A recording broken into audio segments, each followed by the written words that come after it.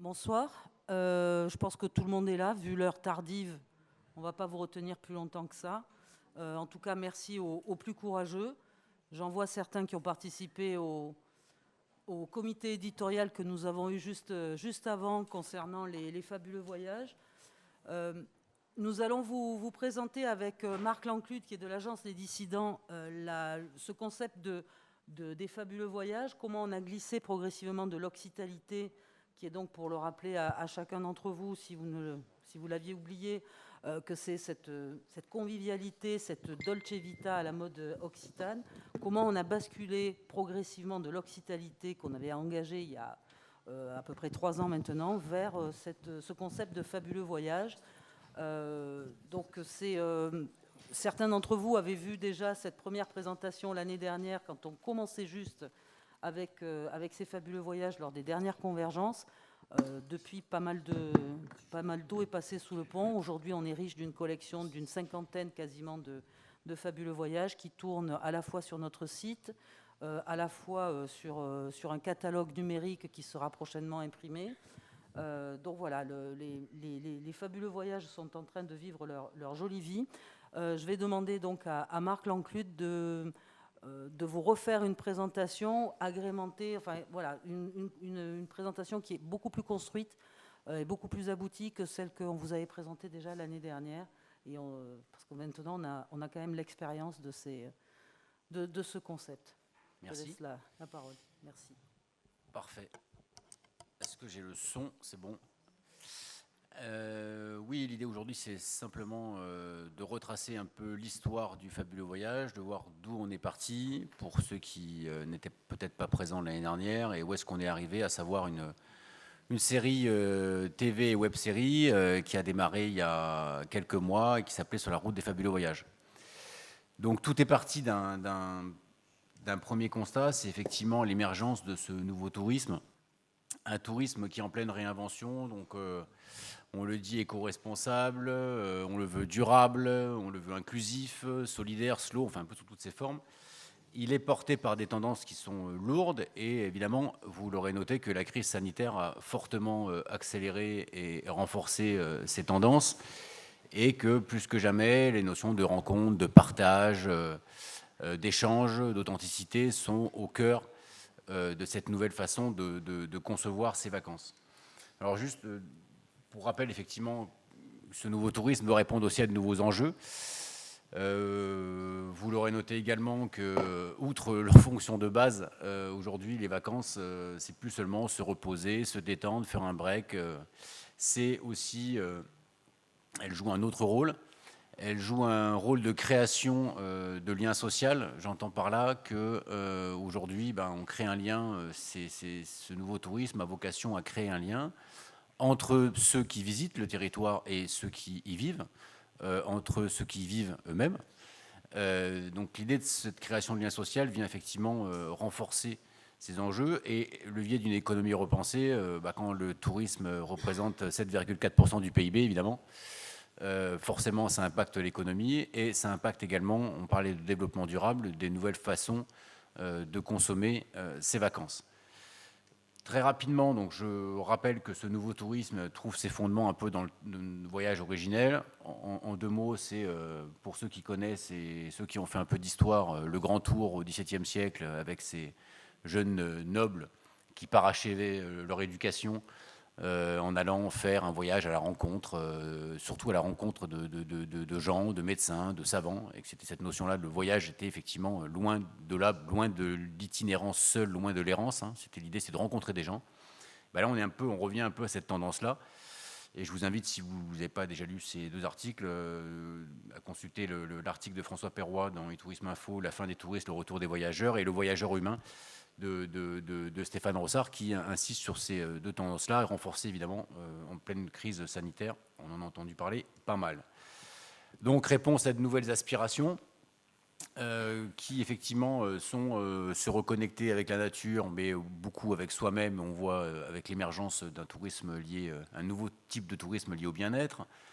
la notion de pause qui devient essentielle dans une vie de plus en plus effrénée, s'échapper un peu des circuits traditionnels et aller découvrir ce que d'autres n'ont pas forcément vu pour s'enrichir soi-même. Et puis évidemment, limiter son empreinte carbone, on va en reparler tout à l'heure. Privilégier un tourisme de proximité, bien sûr, s'imprégner de la culture de cette destination. Et je crois que je suis tombé il n'y a pas très longtemps sur la nouvelle signature de Airbnb qui était ne visitez pas, vivez là.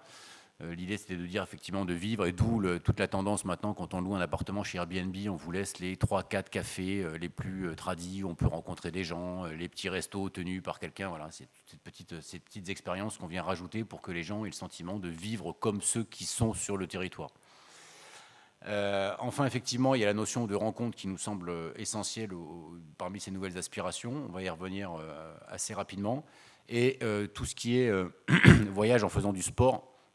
Et là se développent toutes les micro-aventures liées aussi au tourisme sportif qui nous semblait intéressant de remettre au goût du jour.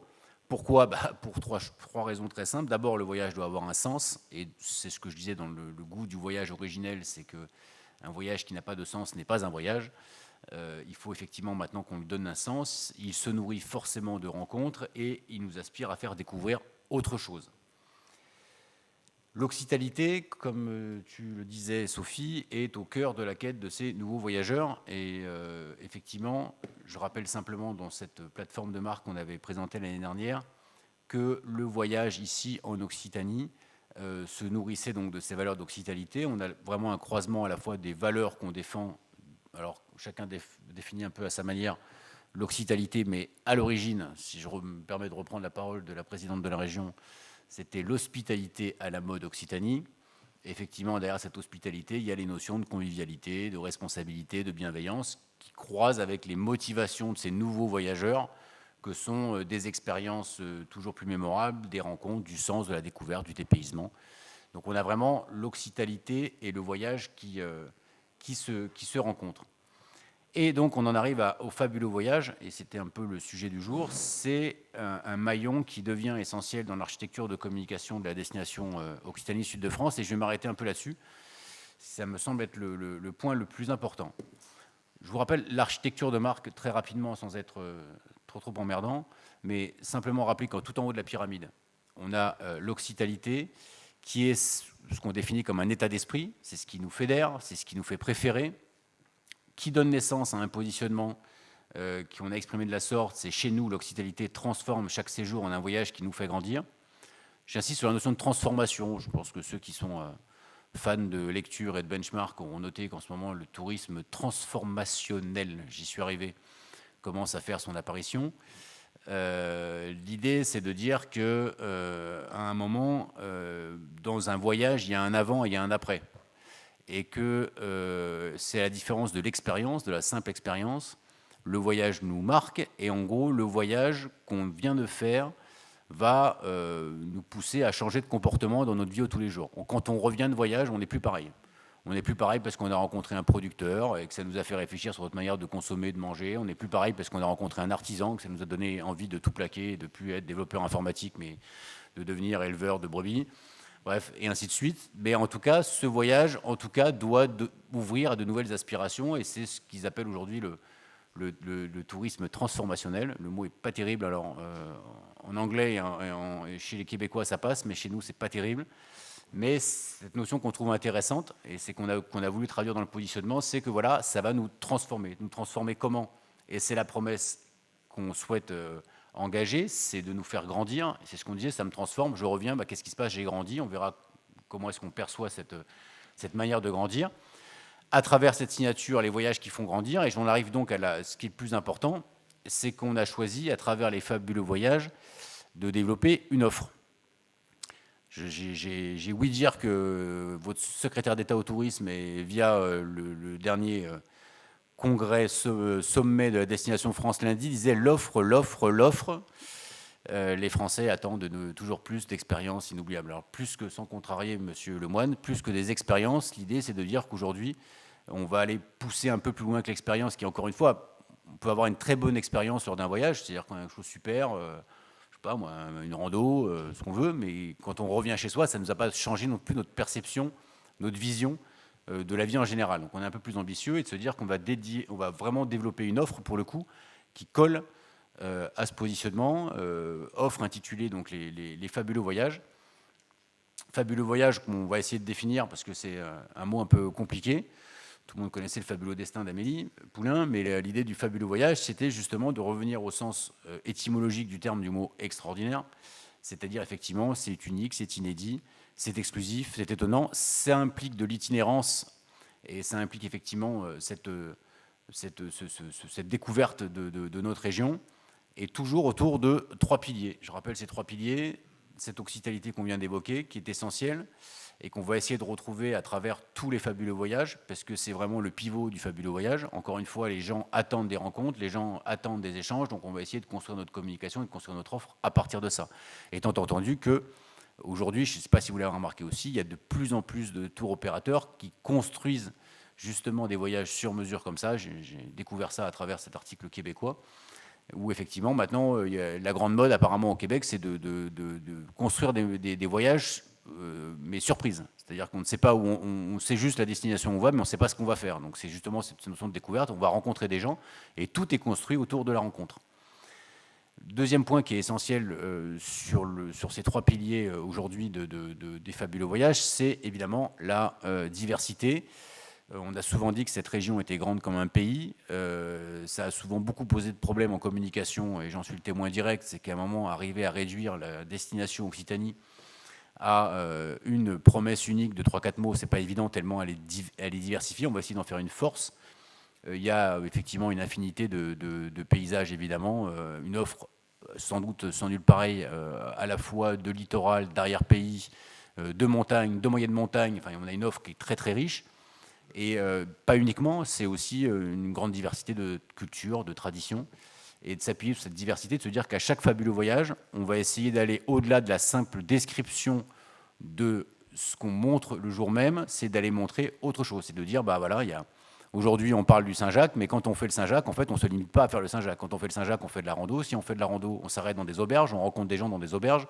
Quand on rencontre des gens dans des auberges, et ainsi de suite. C'est-à-dire qu'on va essayer de tout construire et de montrer qu'il y a une diversité, qu'on va visiter des églises, qu'on va découvrir le patrimoine, mais qu'évidemment, ça ne se limite pas qu'au simple fait de faire le Saint-Jacques. Et ainsi de suite, on verra tout à l'heure quelques exemples de fabuleux voyages. Dernier point, et pas des plus simples, mais qui est aujourd'hui devenu une constante d'exécution quasiment de notre métier, c'est effectivement d'inclure la responsabilité. C'est une valeur qui doit véritablement nous engager, et effectivement pour porter ces nouvelles valeurs du tourisme.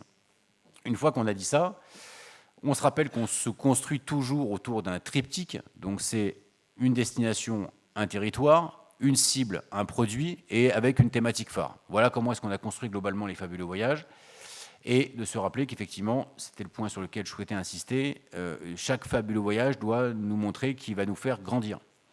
Il va nous faire grandir, et j'en reviens au tourisme, à mon nouveau tourisme transformationnel, c'est-à-dire que quand je rentre chez moi, j'ai grandi parce que j'ai vu les choses d'une manière différente.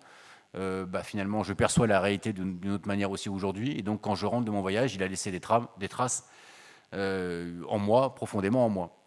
Second point, effectivement, on grandit grâce aux rencontres qu'on va faire, et ça me semble essentiel parce que effectivement, on se mue de simples touristes qui passent 3 minutes sur un lieu en un voyageur un peu plus respectueux des grands équilibres de la planète, et de dire qu'à un moment, on est là aussi pour sensibiliser les gens à travers les mobilités, à travers la manière de consommer, sur ce qu'on aimerait avoir, ce qu'on aimerait que les gens vivent, ressentent quand ils viennent sur notre territoire. Donc en fait, ce qui est important, effectivement, si le fameux citoyen voyageur a vocation à grandir après un voyage en Occitanie, l'idée c'est qu'il en tire en tout cas un bénéfice personnel. Et ce bénéfice personnel, pour nous, c'est à travers cette collection de faire émerger quelque chose de très déclinable. Donc je parle de fabuleux voyages, donc je parle à la fois des fabuleux voyages, on va le voir, concoctés par la destination Occitanie Sud de France, mais aussi par celle de ses partenaires, parce que c'est effectivement les fabuleux voyages des partenaires qui viennent nourrir notre propre destination. Je prends des exemples simples, les Gorges du Tarn, l'Aubrac, le canal du Midi, tous ces destinations infra, entre guillemets, se prêtent parfaitement à l'exercice du fabuleux voyage.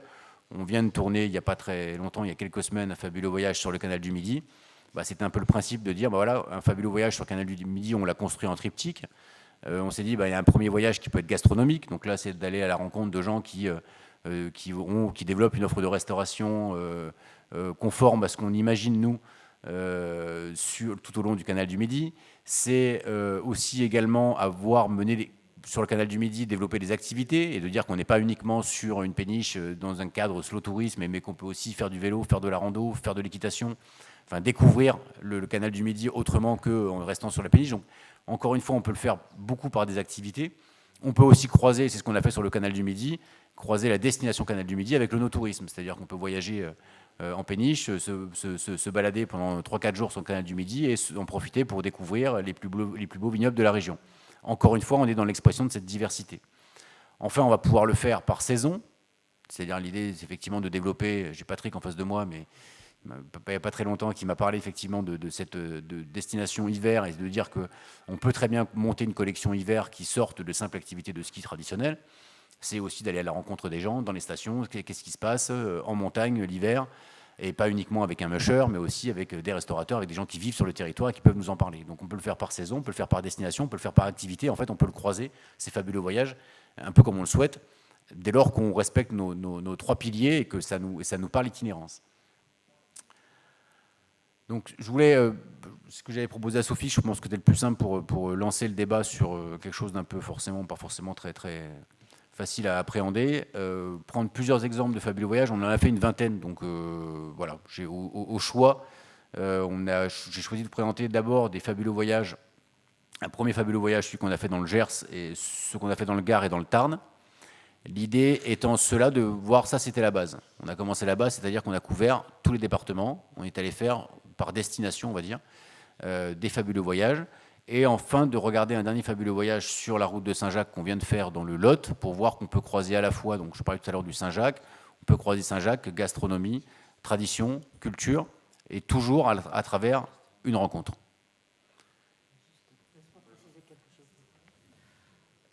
Les 4 fabuleux voyages que Marc va vous présenter, c'est un petit peu ce qu'on disait tout à l'heure pendant le comité éditorial, c'est-à-dire que c'est un extract des fabuleux voyages qui ont été rédigés ou par nous, ou par vous, ou conjointement. C'est-à-dire qu'à un moment donné, on fait un focus sur l'un des passages. Bien évidemment, les fabuleux voyages d'une minute, c'est ceux dont on parlait tout à l'heure, qu'on va vous transmettre tous via la chaîne YouTube, ne sont pas le fabuleux voyage exhaustif tel qu'il a été rédigé. Alors, je te complète, parce que c'est moi qui n'ai pas été très complet, pardon. Je distingue 2 choses. Il y a le fabuleux voyage, auquel le CRT et les comités éditoriaux ont participé à leur rédaction, parfois issus d'expérience. Ça, c'est le fabuleux voyage. Ce qu'on a souhaité mettre en scène dans les fabuleux voyages, c'est une web-série, une petite série vidéo qui s'appelle « Sur la route des fabuleux voyages ». Je précise qu'au départ, tout était parti d'un partenariat de coproduction avec France 3, entre guillemets, et nos amis de Grand Angle, qui est une société de production. L'idée étant de dire on arrive à construire des 1 minute pour donner envie de découvrir ce qu'est un fabuleux voyage en Occitanie, et à travers ce fabuleux voyage, exprimer les valeurs qu'on souhaitait. Donc évidemment, en 1 minute, on ne présente pas grand-chose, mais l'idée, c'était de rentrer par cette notion de rencontre. Je rentre par la rencontre, je montre une certaine diversité, parce que tout le monde ne connaît pas forcément la destination en question, et ensuite, j'interroge sur ce que je peux y faire, sur les activités et compagnie. Donc effectivement, le premier, on peut regarder le premier sur la route des fabuleux voyages dans le Gers. J'ai un truc qui saute, qui n'est pas très agréable, voilà. Vous pouvez me lancer la première vidéo. Parfait.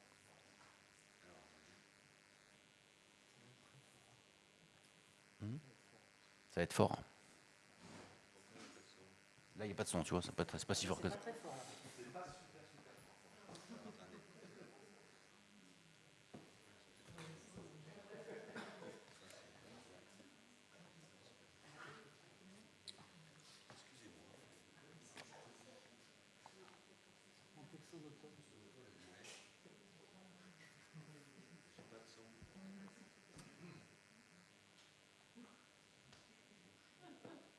Sans le son, ça va être compliqué. La rencontre.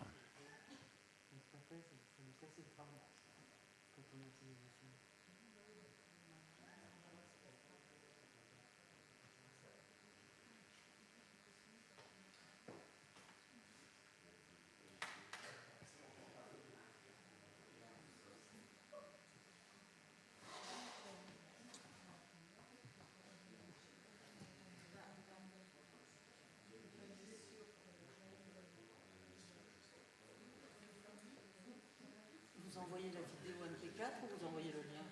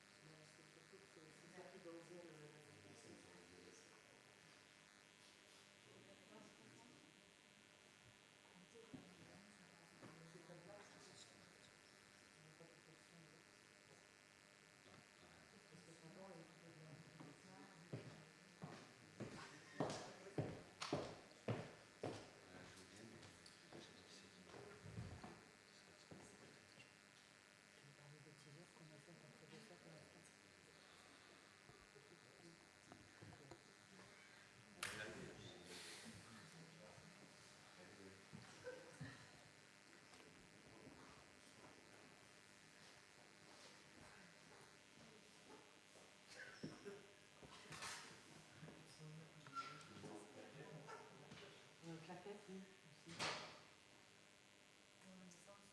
Non, ce qui est dommage, c'est qu'on voulait vous présenter ces 4-là, qui sont pas forcément les plus représentatifs, mais c'était pour... pardon? Ben non, c'est pas un teaser. C'est pour ça que je voulais qu'on parle des teasers. Ils font 1 minute, et 1 minute avec que des images. Vous allez trouver que c'est trop séquencé, trop saccadé, parce que justement, c'est le rythme de la musique qui est sympa. Et puis, vraiment, là, pour le coup, il y a une partie d'interview, c'est-à-dire que c'est coupé, c'est fractionné. Voilà, il y a 3... voilà. C'est pas celle-là, désolé. Commencez par celle que vous voulez. Après, Non, mais c'est... Excusez-moi. Peu importe le flacon. Là. Par contre, j'ai rien là. C'est normal. Ah oui, d'accord.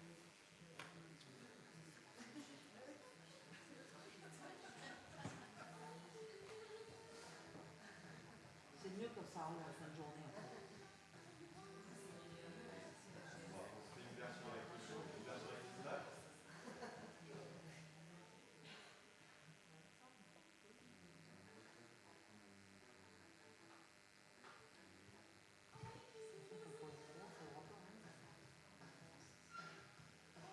Les images. Ah, on peut dire. Hein? Si. Ah.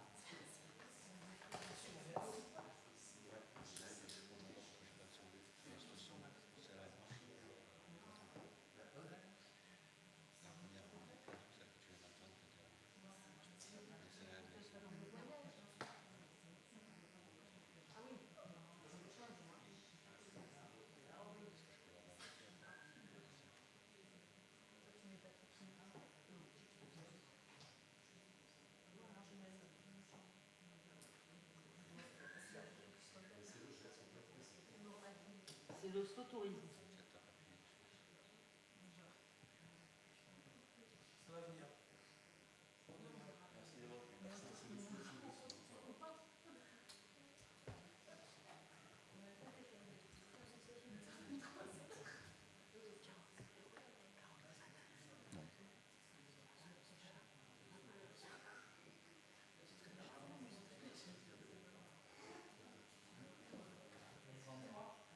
D'accord.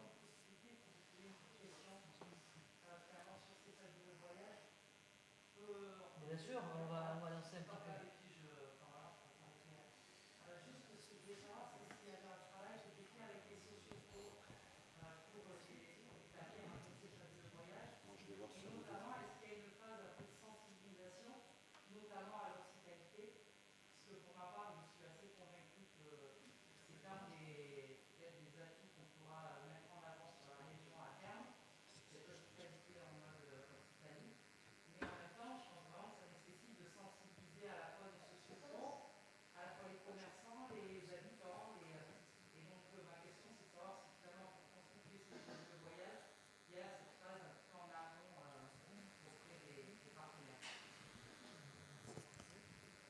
Oui, effectivement, c'est ce qu'on avait prévu de faire, notamment auprès des agences réceptives, de les sensibiliser à ce qu'étaient les fabuleux voyages.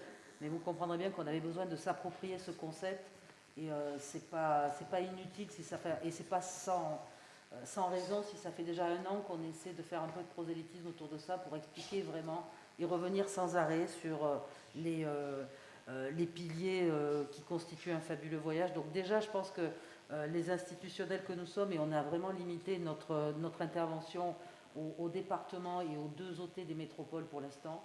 Et à terme, je crois que Jeanne Bru, qui est la directrice du pôle marketing au CRT, a quitté la salle, mais bon, enfin, elle était là tout à l'heure. Et normalement, il est prévu d'engager un programme de sensibilisation justement et des filières et des agences au fabuleux voyage pour que justement, même ces personnes-là, quand elles sont censées rédiger des séjours, enfin concevoir des séjours, qu'elles aient toujours ces notions-là à l'esprit. Donc c'est prévu. On est bon pour... Nickel.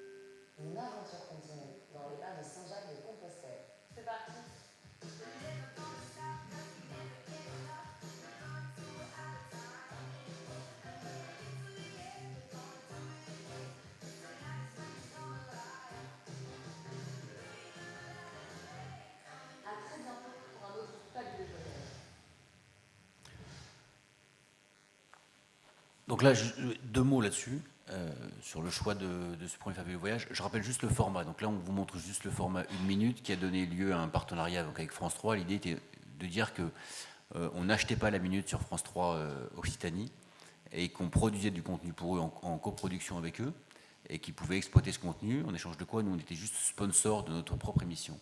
Donc c'est pour ça qu'on est sur un format d'1 minute, un format qui est très court. C'est le format classique que vous pouvez voir sur quasiment toutes les chaînes TV aujourd'hui. Et donc l'idée en 1 minute, c'était d'arriver à construire, à mettre en scène cette rencontre. Donc évidemment, on ne raconte pas forcément beaucoup de choses en 45 secondes, mais que la rencontre soit, on rentre vraiment par la rencontre, et qu'ensuite, à travers un petit traité un peu Instagram qu'on voit à la fin, un petit voyage, un petit feed Instagram, on arrive à montrer, à illustrer cette diversité. C'est-à-dire qu'on ne reste pas que sur le port noir. Quand on parle du Gers, je ne reste pas que sur le port noir gascon, on ne peut pas réduire le Gers à ça. Donc l'idée, c'est aussi de montrer qu'est-ce qui se passe d'autre dans le Gers, parce que j'ai besoin en 20 secondes d'avoir une vision d'ensemble. Je montre à la fois Saint-Jacques, à la fois du patrimoine, à la fois de la rando. Et j'essaie de montrer cette diversité-là, mais je rentre toujours par le biais de la rencontre, et à chaque fois avec une personnalité. Alors c'est toujours pareil avec le choix des personnalités. Quand vous avez une vingtaine de personnalités, vous pouvez toujours... Parfois vous tombez bien, parfois vous tombez un peu moins bien. Le choix de travailler avec une société de production comme Grand Angle, c'était aussi de se dire qu'eux avaient fait beaucoup d'émissions justement avec France 3, notamment Au Label Vie, et qui est devenu, enfin au Sud, qui est devenu Au Label Vie. Donc ils avaient aussi un certain casting qu'on essayait de croiser avec le CRT et de dire voilà, ce qui nous intéressait avec Audrey qu'on vient de voir, c'est qu'elle nous parlait un peu différemment, et on est resté quand même une journée chez elle, donc c'était aussi l'occasion d'échanger avec elle sur sa manière de produire, sur sa manière de montrer les rapports qu'elle avait avec ceux qui venaient directement acheter à la ferme, comment elle leur expliquait ce que c'était qu'une production d'élevage porcin. Voilà, on rentrait à travers ça, et on a abordé d'autres sujets, c'est-à-dire qu'on est bien sur le sujet de la responsabilité, l'élevage en plein air, on est sur des sujets de consommation, de circuits courts, mais bon, évidemment, réduit à 1 minute, ça va vite, mais l'idée, c'était aussi de montrer ça à travers cette petite rencontre-là, de découvrir quelque chose, de donner envie aux gens de venir dans le Gers, pas forcément pour aller découvrir une église, un patrimoine, ou voilà. On peut regarder le Gard qui, j'ai volontairement pris parce qu'il n'avait rien à voir. Donc, Rien à voir avec le Gers. Là, on n'a plus d'image. Effectivement, on n'a rien à voir.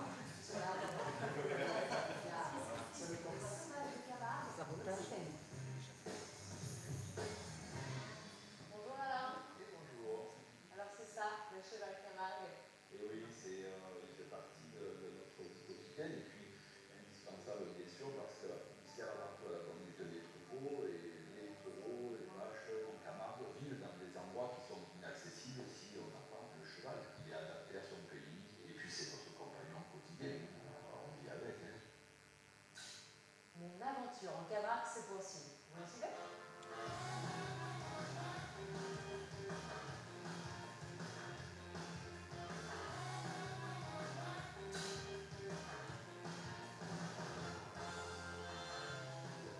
À très bientôt pour un autre fabuleux voyage.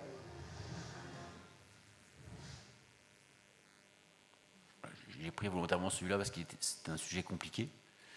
On a traité le Gard, le littoral, et on va dire à la sortie de l'hiver, parce que c'était le début du printemps, ressemblait un peu à la sortie de l'hiver. Donc c'est dire qu'on n'avait pas toujours les mêmes images du littoral et qu'on pouvait aborder une destination, entre guillemets, le Gard, à travers un sujet littoral, pas forcément en montrant de la plage, de la baignade, voilà, on pouvait montrer autre chose.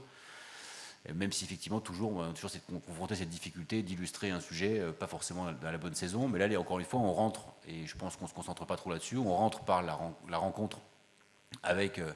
au départ, d'ailleurs, c'était pas cette personne-là qui était choisie, donc qui était un peu remplaçant de dernière minute, mais l'idée, c'est de rencontrer quelqu'un de rencontrer un gardien aussi, et qui nous parle de son rapport au cheval, et voilà, à quoi sert le cheval sur son territoire, au-delà d'être un bon compagnon, quoi. Donc on rentre sur la rencontre, et après on essaie d'extrapoler sur autre chose, et de sortir, de ne pas montrer que, évidemment, la rencontre, la Camargue, le cheval, et d'aller montrer un petit peu de destination littorale, un petit peu de patrimoine, Aigues-Mortes, d'aller montrer autre chose, donner envie de découvrir un peu autre chose. Alors, le troisième sujet, c'est le Tarn, qui, pour le coup, est encore très différent, puisque là on était plus sur un savoir-faire.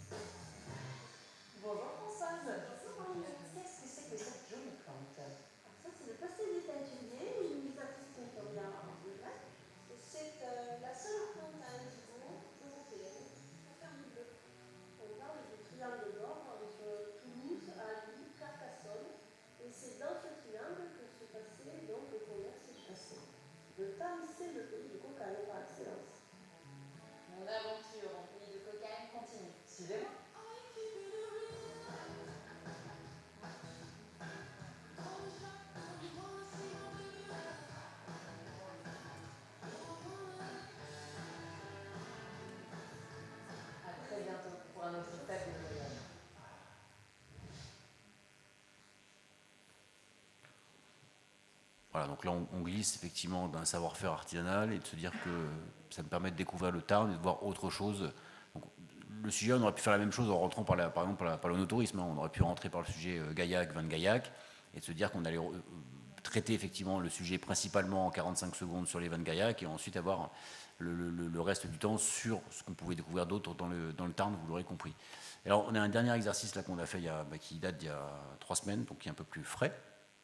Et sur le chemin de Saint-Jacques, avec une autre problématique qui était de dire on va raconter sur le chemin de Saint-Jacques autre chose que purement de la randonnée. Et voilà, il n'y a rien de plus difficile que d'illustrer la randonnée sur le chemin de Saint-Jacques. Hein. On va effectivement croiser, voir du patrimoine, croiser des gens, mais ce qu'on voulait illustrer, c'était la rencontre avec une auberge traditionnelle sur le chemin de Saint-Jacques, tenue par une femme, toujours tenue par des femmes depuis 3 générations. Donc voilà, c'est un personnage assez intéressant.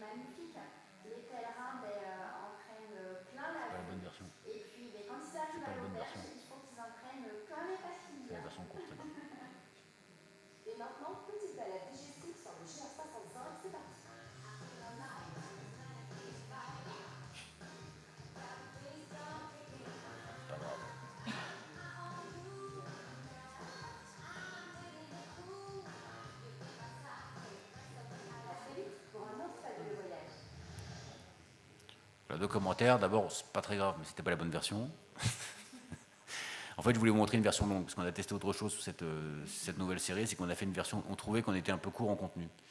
Mais le problème, c'est qu'aujourd'hui, vu les usages qu'on en fait, il nous fallait aussi du court. Donc on s'est dit, pourquoi pas essayer sur les prochains Fabuleux Voyages de construire différents formats en fonction des usages qu'on va en faire. C'est-à-dire qu'on est sur des usages desktop classiques, sur du 1 minute 30, 2 minutes. On a poussé celui-là, en version longue, on l'a pas là, mais il faisait une 45, une 50, pour qu'on ait un peu plus de contenu. En revanche, on reste sur le 1 minute pour produire, typiquement sur une petite programmation TV, d'1 minute sur une petite virgule de la minute, et ensuite on construit des formats plus courts pour les réseaux sociaux, donc soit via des teasers qui vont faire entre 15 et 20 secondes, soit via des vidéos raccourcies qui vont faire entre 30 et 45 secondes, puisqu'on est limité. Donc encore une fois, entre guillemets, c'est une matière vivante sur la route des Fabuleux Voyages, c'est-à-dire qu'on essaye on teste des choses, on essaye de voir un petit peu ce qui fonctionne moins. On avait trouvé à l'issue de la première saison d'été qu'on était court sur le contenu parce qu'on avait des gens qui avaient beaucoup de choses à raconter. Ça, c'est un bon exemple parce qu'elle ne parle que dans son rapport aux pèlerins, mais dans la version d'1 minute 50, elle parle du fait que ce soit une auberge qui traditionnellement a toujours été tenue par des femmes depuis 5 générations, que derrière les fourneaux, il y avait toujours eu des femmes. Donc c'est assez marrant parce qu'il y a une ambiance très féminine dans cette cuisine et que d'ailleurs, il n'y a pas d'hommes, donc il n'y a que des serveuses et que des cuisinières. Et donc au fond, effectivement, du Lot, j'ai trouvé ça, voilà, c'était un sujet qui était assez intéressant, à la fois qui touche à la transmission d'une entreprise et à la fois qui touche à celle qui l'incarne. Donc voilà, on trouvait que sur des formats courts d'1 minute, on n'arrivait pas à résumer ça, on n'arrivait pas à le faire sortir. Donc on s'est dit, voilà, des formats d'une 45, 2 minutes max qui permettent d'avoir un peu plus de contenu, 1 minute pour garder ce principe un peu Insta, et puis on termine sur des formats plus courts pour les réseaux sociaux. Voilà, je crois que là, on a montré un peu l'étendue de nos essais. Puisque le Gers, je crois que c'était le 2e ou 3e qu'on tournait, le Lot, là c'était le dernier, certains l'ont remarqué, c'est pas la même présentatrice, et c'est un peu volontaire. L'idée c'est aussi de dire qu'on ne veut pas que ce soit cannibalisé par une présentatrice et que ce soit toujours la même personne et qu'à un moment elle occupe que cet écran-là.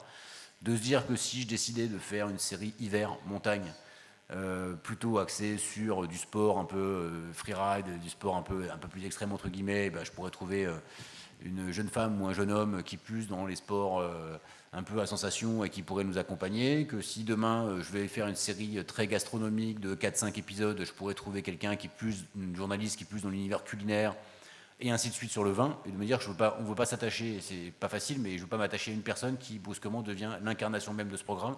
Ce serait le danger, parce qu'au bout d'un moment, effectivement, on serait complètement attaché à cette personne.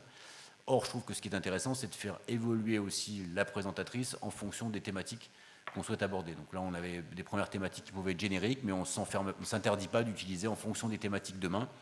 On avait un sujet en cours qui était la traversée du Massif central de la GTMC, de se dire, peut-être prendre quelqu'un, une journaliste peut-être plus sportive, ou un journaliste sportif qui est en tout cas accompagné, qui connaît le vélo et qui, on connaît ces sports de pleine nature, on va dire, et qui pourrait nous accompagner et interroger ceux qui croisent sur sa route avec un regard peut-être un peu plus affûté que quelqu'un d'autre qui ne connaît pas forcément ces sports-là.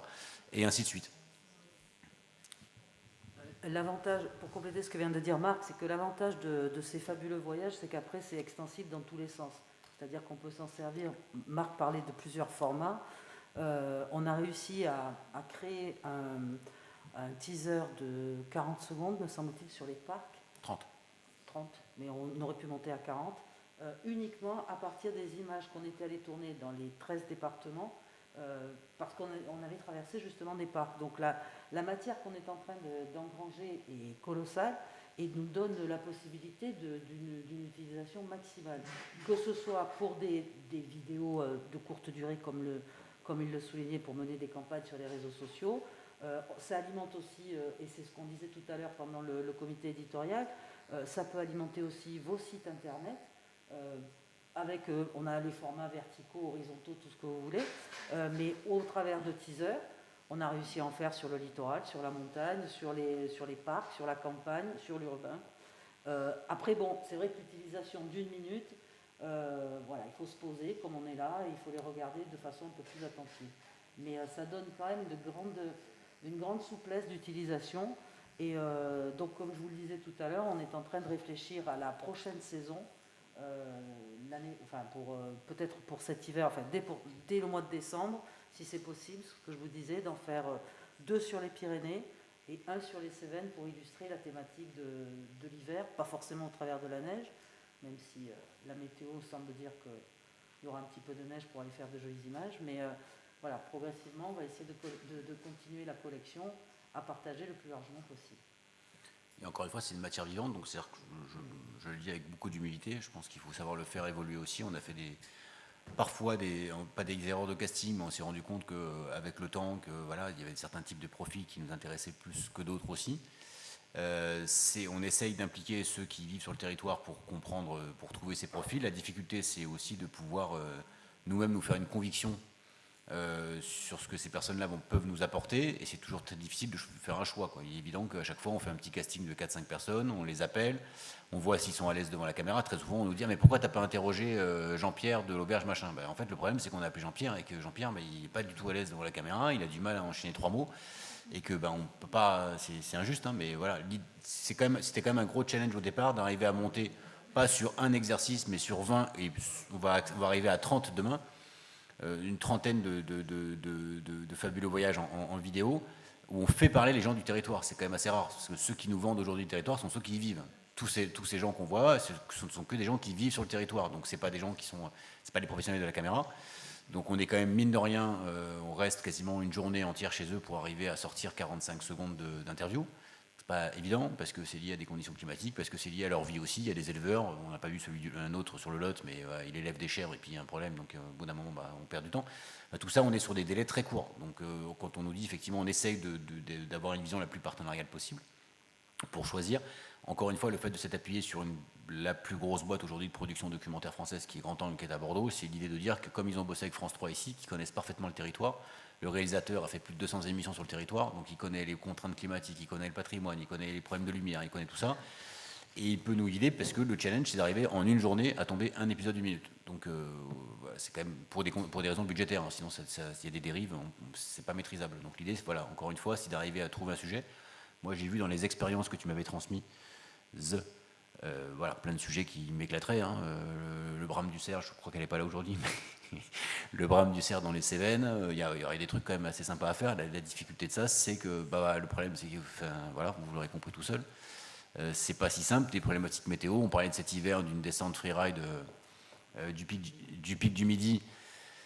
Voilà, j'en avais discuté quelques minutes avec Patrick, je trouvais que c'était une super idée. Quand on en discute avec le réalisateur et les dronistes, c'est moins une super idée, parce qu'il faut 3 équipes, 3 au début, au milieu, à la fin, parce qu'il faut que la journaliste soit en capacité de suivre celui qu'elle va interviewer, parce que s'il n'y a pas une super météo, ça ne va pas le faire. Donc voilà, toutes ces contraintes-là qui font qu'on n'a pas d'assurance météo, vous imaginez bien, hein, sur ces budgets-là, donc on ne peut pas se permettre de se tromper. Donc c'est la difficulté, c'est un peu le challenge, mais je pense que l'intérêt, c'est aussi de le nourrir aussi de vos remarques et demain d'autres expériences qu'on pourrait présenter, en sortant un peu de la destination qu'on a fait au départ, quoi, des sujets un peu pointus. On pourrait faire le Stevenson demain, on pourrait faire, voilà, il y a pas mal de sujets qu'on pourrait arriver à traiter, encore une fois dans la contrainte de tournage.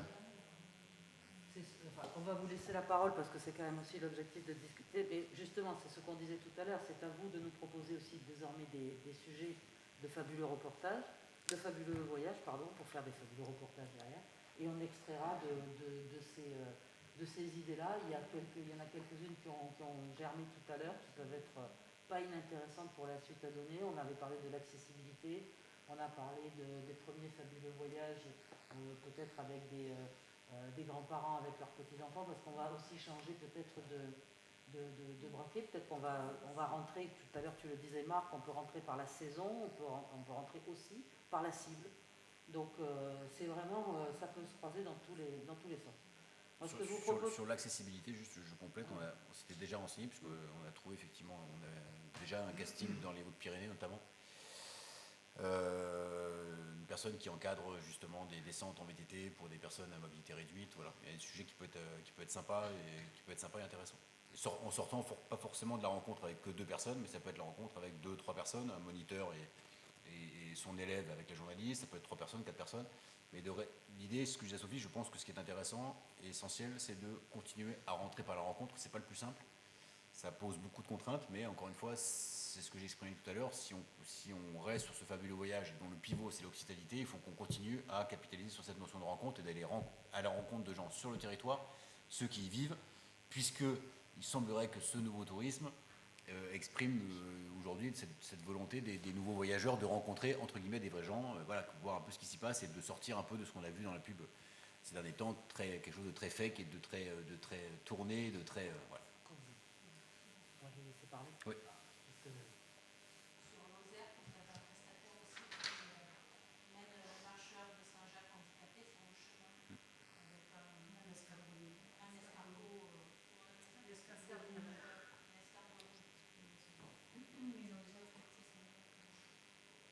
C'est pas parce qu'on a déjà traité certains sujets qu'on n'y reviendra pas.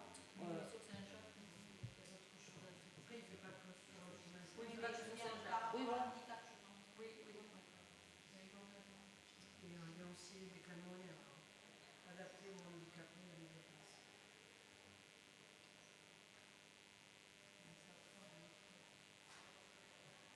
Ce que je trouve intéressant, c'est de croiser aussi avec des destinations. C'est ce qu'on avait évoqué aussi au tout début, des destinations partenaires, et que des destinations partenaires voient avec le CRT pour essayer de construire un sujet commun, qui, encore une fois, qui peut partir d'un musée, qui peut partir encore. L'idée, c'est une rencontre. Hein. Ça peut être aller rencontrer le gardien d'un musée, ça peut être. On peut vraiment aborder le fabuleux voyage à partir du moment où on respecte ces trois piliers: hospitalité, diversité et responsabilité. La difficulté, c'est de ne pas être sur un fabuleux voyage où on occulte complètement, par exemple, la dimension responsable. Parce que là, on va commencer à faire des séries où il va manquer des blocs et on va commencer à se perdre. Mais à partir du moment où on arrive à construire dans le même fabuleux voyage un triptyque autour de l'itinérance qui exprime l'hospitalité, la diversité et la responsabilité, voilà, on peut traiter quasiment tous les sujets, qu'ils soient culturels, qu'ils soient tourisme urbain, qu'ils soient les plus compliqués. On imaginait de faire quelque chose aussi sur le littoral, mais vu de la mer. Voilà, il y a plein de sujets. Justement, je vois qu'il y a Benoît Mitans qui est là et qui va s'occuper des contrats de destination, enfin qui s'occupe déjà des contrats de destination au CRT. Et il y a aussi cette porte d'entrée là.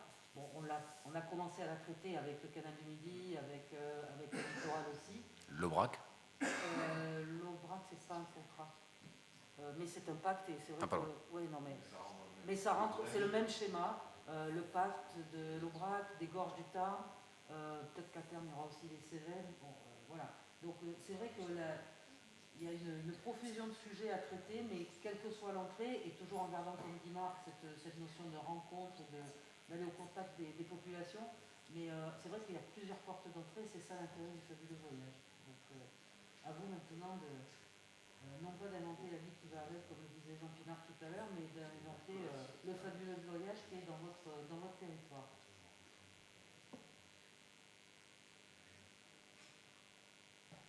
Moi, j'ai juste une. C'est toi qui vas parler. Ah ouais, je suis désolé, mais quand on dit tout à l'heure qu'effectivement l'émergence de ce nouveau tourisme allait modifier radicalement, effectivement, ne serait-ce que sur notre territoire, faire émerger de nouveaux leviers économiques aussi.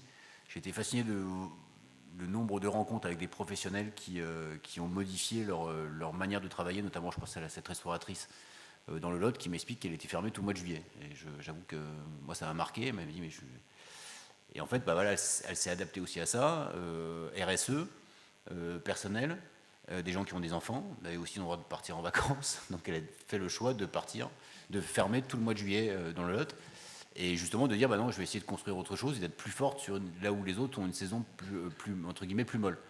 Donc elle capitalise à fond sur la truffe, sur les champignons, voilà, et elle a construit, elle a reconstruit complètement son offre en disant bah c'est pas grave, tant pis, c'est trop la galère de rester ouvert tout juillet-août parce que j'ai trop de problèmes de personnel, parce que j'y arrive plus, puis moi-même je m'y épanouis plus vraiment, parce que si je peux pas voir mes gamins pendant 2 mois c'est pas possible, donc je ferme mon mois de juillet, et puis tiens je me dis que je vais essayer d'être très, très costaud sur mon offre, de la nourrir bien sur novembre et sur décembre. Je trouvais ça intéressant parce que ça montrait aussi un exemple d'évolution même des professionnels sur le territoire par rapport à l'offre touristique.